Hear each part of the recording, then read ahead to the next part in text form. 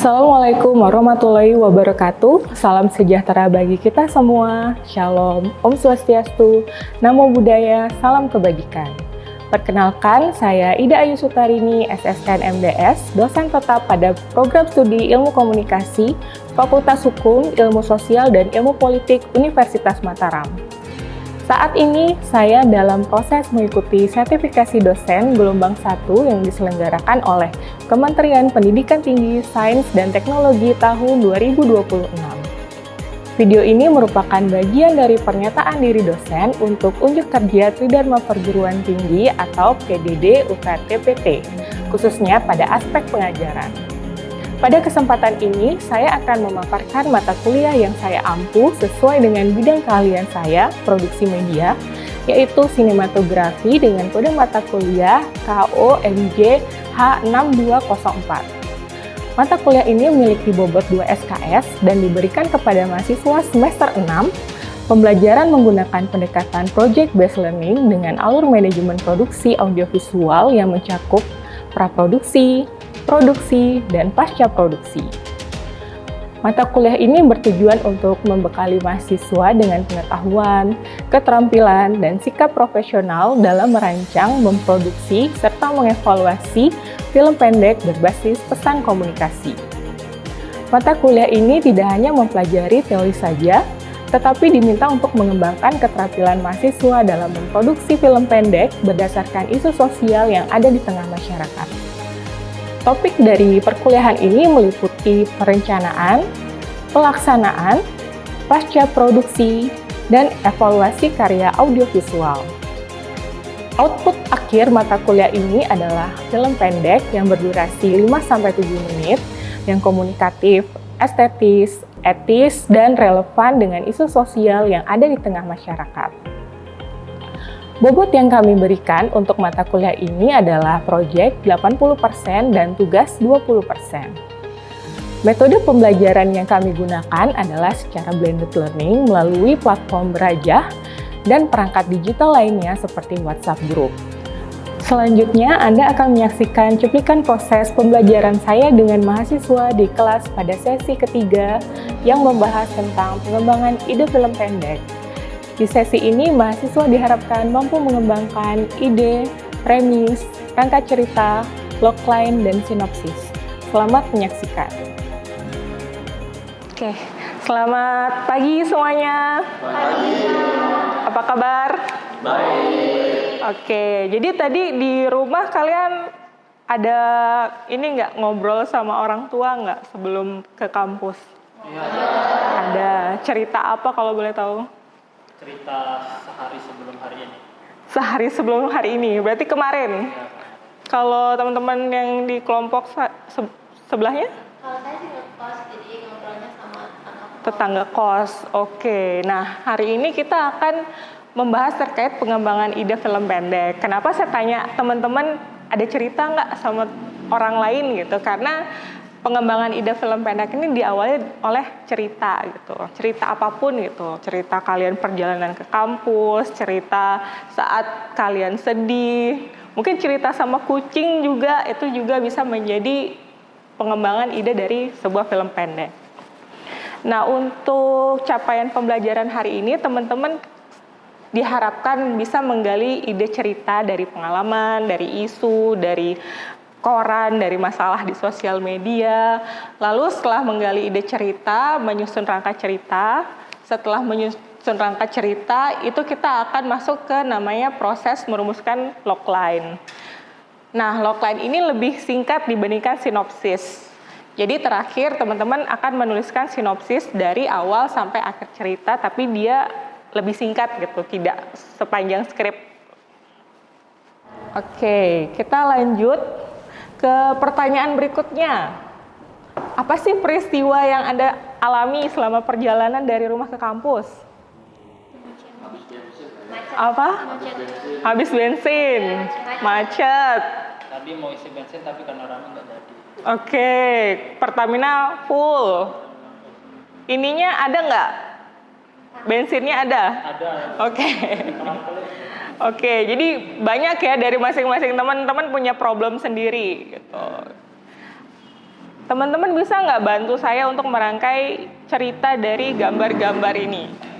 Mungkin dari Aul, ini image-nya ini kira-kira ide ceritanya yang keluar dari gambar itu apa sih? Gimana? Lupa bawa kunci. Kira-kira bisa nggak kita buat ide cerita ini menjadi sebuah film pendek? Bisa. Oke. Yang kedua, ini kayaknya kalau dari saya lihat bisa double interpretasi nih. Mungkin temen yang di sini ada yang mau nyoba nggak? Yang tengah nggak? Yang tengah, iya betul. Itu telat bangun tapi nggak mau bangun. Jadi dia alarmnya bunyi terus. Dia seharusnya ada jadwal di hari itu tapi dia kayak masih ngantuk gitu.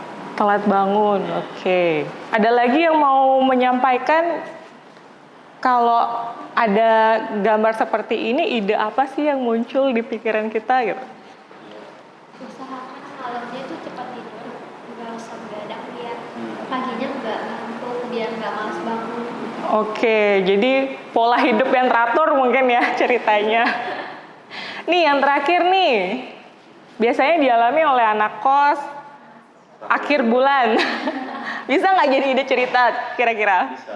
Bisa apa? Kayaknya Jovan nih berpengalaman. Bagaimana? Kalau ide cerita dari Jovan kan perantau ya? Iya. Kalau ngelihat saldo ATM segini, apa cerita yang muncul gitu? Kalau saya minta lagi. Apa? Minta lagi. Oh, oke.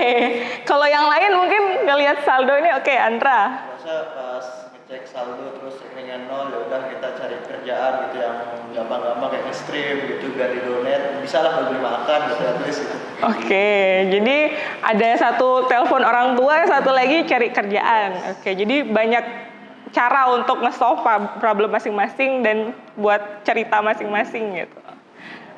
Oke, jadi untuk hari ini kita nggak banyak teori, karena teori udah saya berikan minggu lalu.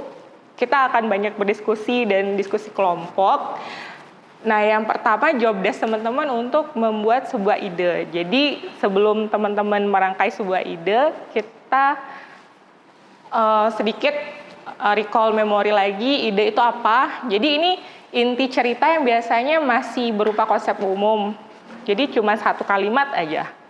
Misalnya lebih banyak menjawab pertanyaan ini tuh tentang apa gitu. Misalnya kayak tadi saldonya 0 gitu. Ini tuh mungkin tentang bertahan hidup atau ingin melanjutkan hidup lagi, caranya kayak gimana gitu. Nah, ini contoh biar teman-teman ada gambaran. Misalnya nih, ini biasanya problem yang sering ditemui oleh teman-teman yang semester 8. Seorang mahasiswa kehilangan data skripsinya sehari sebelum sidang. Itu sangat krusial sekali gitu. Itu lebih krusial daripada saldo 0. Iya. Nah, jadi di sini di tahap ide ini masih belum jelas nih alurnya siapa, karakternya siapa, tokohnya siapa gitu. Jadi ide yang teman-teman pop up di kepala aja itu dituliskan. Oke, jadi idenya banyak kayak di sini ya. Ternyata lebih dari 5. Kalau kita bisa review,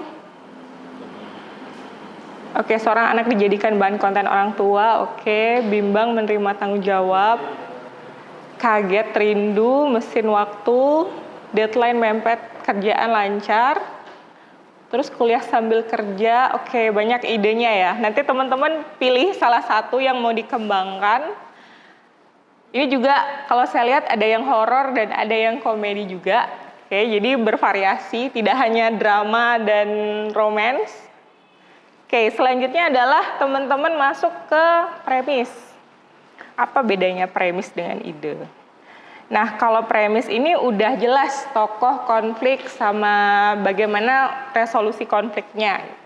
Jadi kalau premis ini udah dirumuskan lebih spesifik, jadi mengandung tokoh, situasi, konflik, dan arah konsekuensi.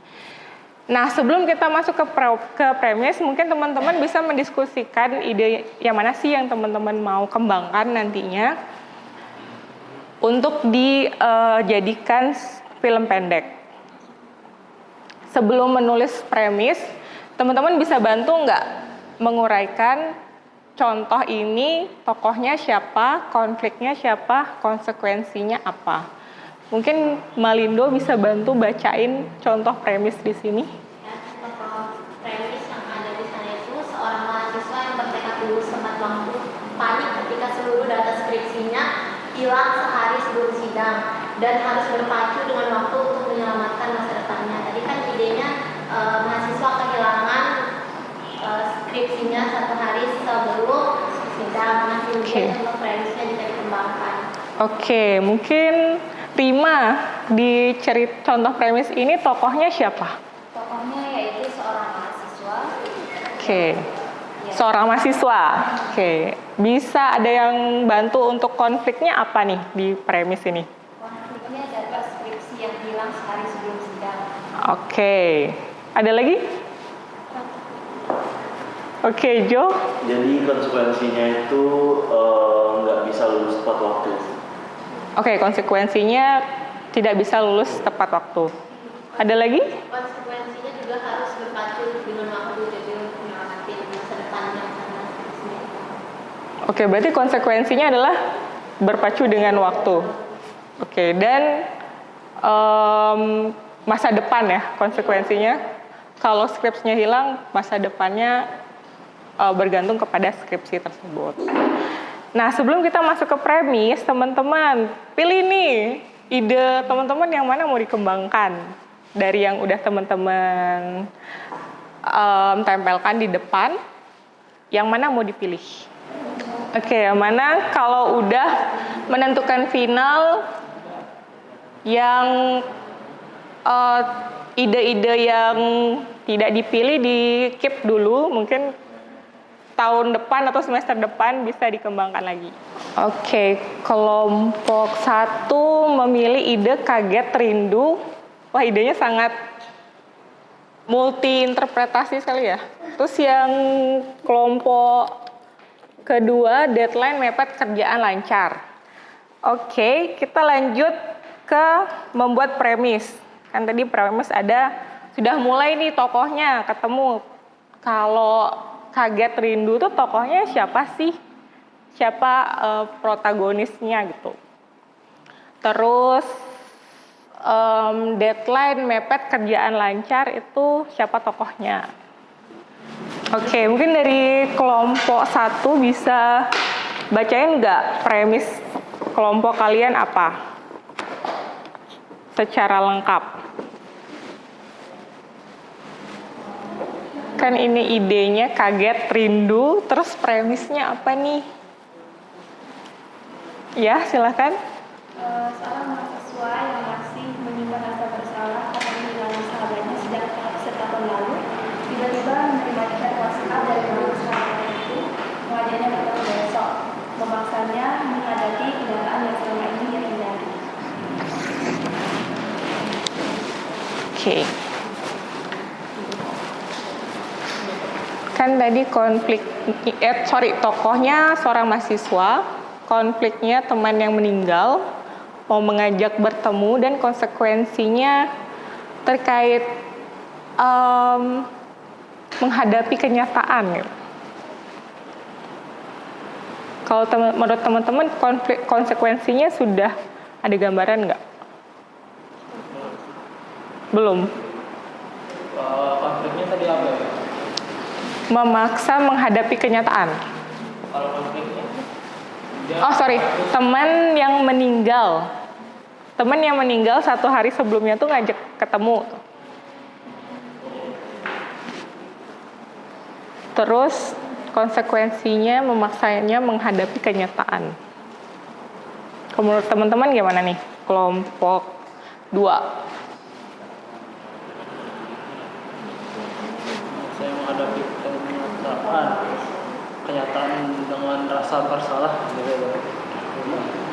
Sekali lagi, Kalau masa menghadapi kenyataan rasa bersalah gitu. Ya, nangkep. Sudah kebayang? Oke. Selanjutnya kelompok 2. Bisa dibacain nggak premisnya apa? deskripsi, tokohnya itu adalah seorang mahasiswa semester 5 yang suka menunda-nunda tugasnya, kerjaannya, tugasnya. Terus jadi dia konsekuensinya diancam nggak dimasukin namanya sebagai anggota kelompok tersebut gitu, karena dia ngerjainnya suka menunda. Oke, dari kelompok 1 ada tanggapan nggak terkait premis kelompok 2? Mungkin untuk konsekuensinya lebih diperibet lagi, tokohnya kasih cancel culture gitu supaya jadi pelajaran juga buat yang nonton. Oke, ditampung ya teman-teman. Selanjutnya kita masuk ke rangka cerita. Nah ini lebih dikembangkan lebih jelas lagi. Jadi di sini sudah mulai terstruktur ya ceritanya, dari mulai awal setupnya seperti apa, memperkenalkan tokoh, situasi awal, dunia si tokoh, lalu memunculkan masalah utama. Mungkin masalah utamanya yang konfliknya yang kecil-kecil dulu gitu. Seperti jembatan untuk menuju konflik yang utama.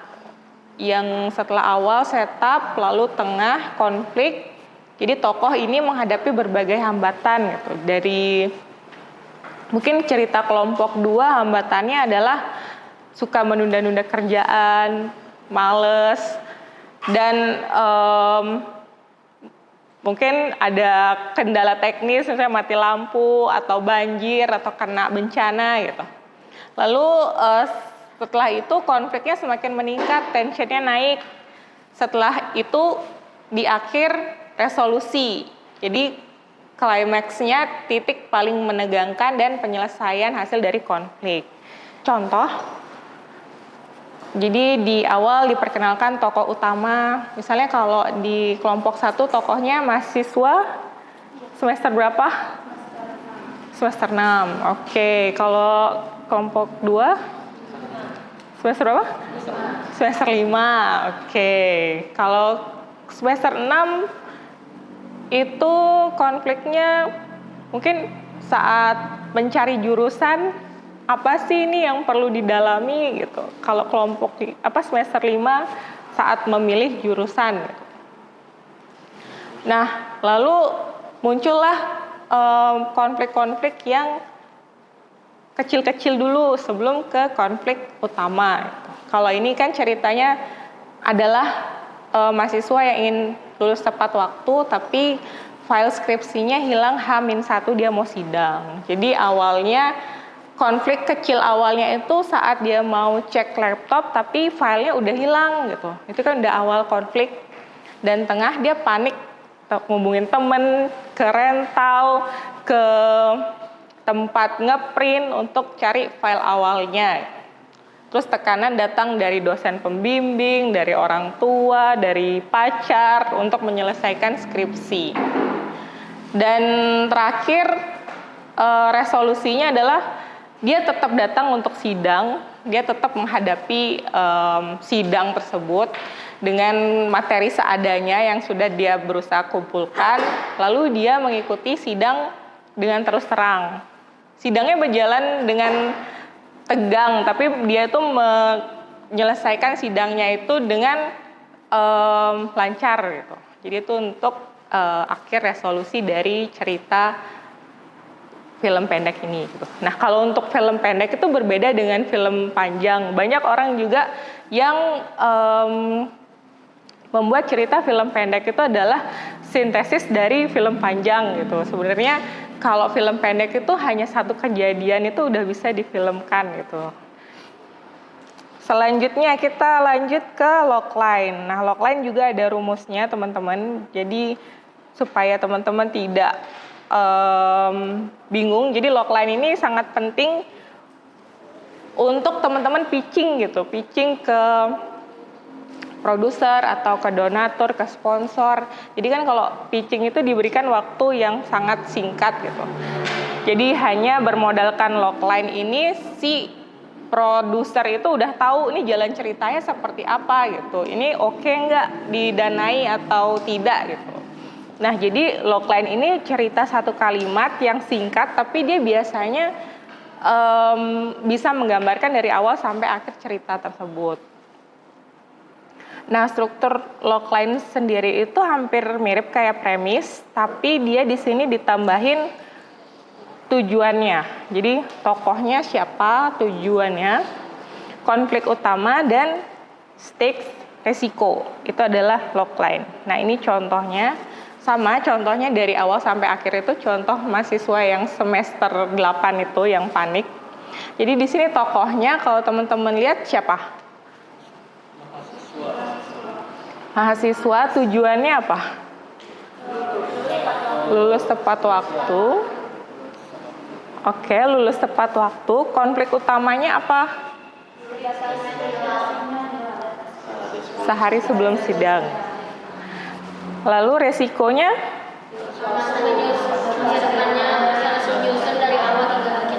Oke. Jadi resikonya adalah untuk menyelamatkan masa depannya. Si masa depannya itu resikonya. Nah ini tahap yang terakhir. Jadi tahap ini juga penting untuk biasanya untuk promo-promo film pendek teman-teman. Jadi ada sinopsis. Di proposal juga penting dilampirkan sinopsis ini. Sinopsis ini lumayan panjang ya dibandingkan dengan pembahasan-pembahasan kita di sebelumnya. Jadi terdiri dari 1 sampai 3 paragraf. Jadi untuk menggambarkan keseluruhan cerita gitu dari awal sampai dia akhir. Nah, ciri-cirinya itu berbentuk narasi. Dia itu terdiri dari paragraf pertama situasi awal muncul masalah. Sebelum situasi awal gambaran tokohnya lah. Tokohnya siapa, protagonisnya siapa. Dan awal munculnya masalah seperti kayak kasus skripsi tadi kan awal muncul masalahnya dia ngecek laptop malam-malam gitu. Terus gimana sih perjuangan tokoh ini untuk perjuangan tokoh dan meningkatnya konflik. Nah setelah dia tahu skripsinya nggak ada, nah diceritakan tuh perjuangan dia itu mencari file-file skripsinya. Nah itu di paragraf kedua itu adalah sudah masuk ke konflik. Dan paragraf ketiga, klimaks atau akhir ceritanya, apakah dia berhasil, atau dia gagal, atau berakhir ambigu. Oke, nah kalian udah bisa buat ide cerita, udah bisa buat logline, premis, dan sinopsis.